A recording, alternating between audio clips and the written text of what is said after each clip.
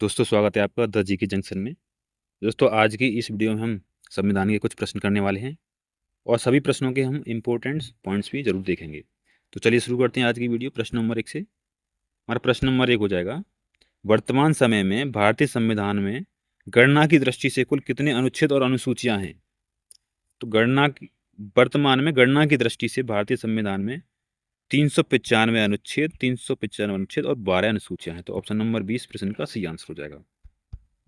इसके पॉइंट्स हो जाएंगे, मूल संविधान में कुल 395 अनुच्छेद, 22 भाग और 8 अनुसूचियां थीं। जो मूल संविधान था जो बन के तैयार हुआ था उस टाइम पर, और वर्तमान में गणना की दृष्टि से 395 अनुच्छेद और 12 अनुसूचियां हैं।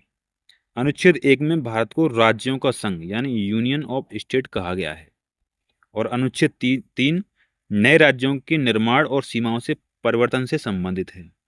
संविधान के अनुच्छेद 5 से 11 भारतीय नागरिकता से संबंधित हैं। चलिए प्रश्न नंबर 2 कर लेता हूँ। हमारा प्रश्न नंबर 2 हो जाएगा, भारतीय संविधान के किस अनुच्छेद में प्रेस की स्वतंत्रता दी गई है? तो प्रेस की स्वतंत्रता दी गई है अनुच्छेद 19(1) में। ऑप्शन नंबर सी इसका सही आंसर हो जाएगा, अनुच्छेद 19(1). चलिए पॉइंट्स देख लेते हैं इस प्रश्न। अनुच्छेद 19(1) या अनुच्छेद 19(a) में प्रेस की स्वतंत्रता दी गई है, और सर्वोच्च न्यायालय ने इंटरनेट की पहुंच को मौलिक अधिकार घोषित किया है।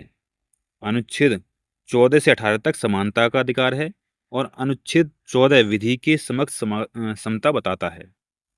अनुच्छेद 17 में अस्पृश्यता उन्मूलन यानी छुआछूत का अंत का उपबंध हो जाएगा।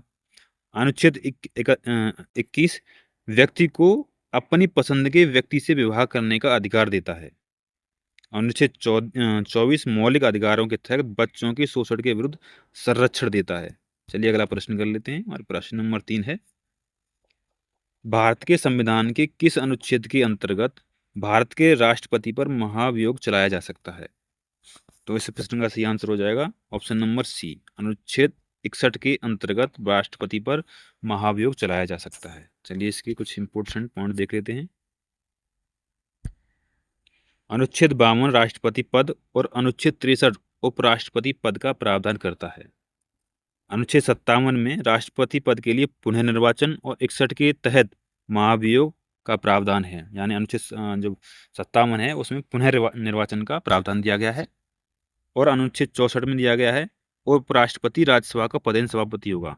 ये अनुच्छेद 64 में कहा गया है। अनुच्छेद 123 के अंतर्गत राष्ट्रपति अध्यादेश जारी कर सकता है, और अनुच्छेद 155 में राज्यपाल की नियुक्ति और 163 में उन्हें सलाह देने के लिए मंत्रिपरिषद का उल्लेख है। अनुच्छेद 155 में राज्यपाल की नियुक्ति हो जाएगी।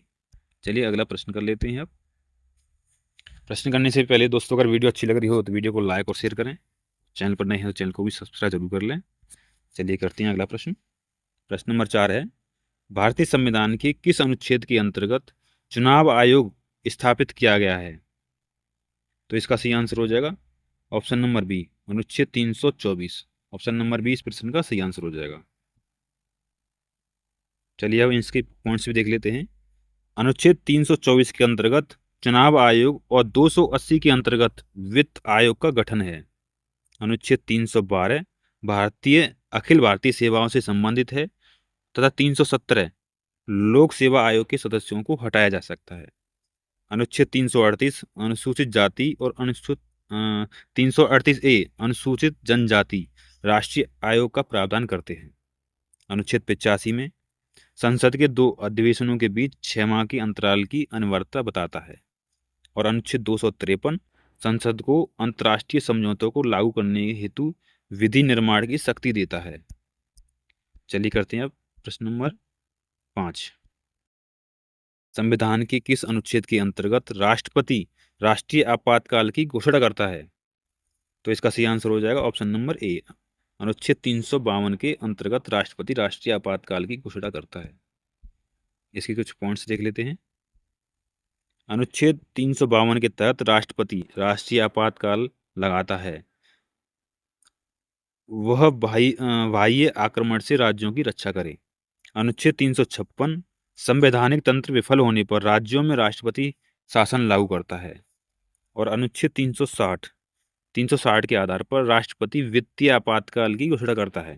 जो कि वित्तीय आपातकाल भारत में अभी तक एक बार भी नहीं लगा है। पूरे संविधान में केवल एक बार मंत्रिमंडल शब्द का प्रयोग हुआ है, जो अनुच्छेद 352 में है। अनुच्छेद 371 विभिन्न राज्यों से संबंधित विशिष्ट प्रावधानों का उल्लेख करता है। प्रश्न नंबर 6 कर लेते हैं। भारतीय संविधान के किस अनुच्छेद में मौलिक कर्तव्यों की चर्चा की गई है? तो इसका सही आंसर हो जाएगा ऑप्शन नंबर डी, अनुच्छेद 51A में मौलिक कर्तव्यों की चर्चा की गई है। चलिए इसके भी कुछ पॉइंट, इंपॉर्टेंट पॉइंट हो जाएंगे। अनुच्छेद 51A या 51 का भी बोल सकते हैं, भारतीय नागरिकों के मूल कर्तव्य शामिल हैं। अनुच्छेद 39 में कल्याणकारी राज्य और 40 में राज्य सरकार ग्राम पंचायत गठन का निर्देश है। अनुच्छेद 48A में प्राकृतिक पर्यावरण का संरक्षण एवं सुधार सुनिश्चित किया गया है। अनुच्छेद 343 वन के तहत हिंदी को राजभाषा का दर्जा प्रदान किया गया है। और अनुच्छेद 350A राज्यों द्वारा प्राथमिक शिक्षा मातृभाषा में दिए जाने का प्रावधान करता है। चलिए अब प्रश्न नंबर 7 कर लेते हैं। भारतीय संविधान के किस अनुच्छेद में वार्षिक वित्तीय विवरण यानी बजट के बारे में बताया गया है? तो ये बजट के बारे में बताया गया है अनुच्छेद 112, यानी ऑप्शन नंबर 20 का सही आंसर हो जाएगा अनुच्छेद 112।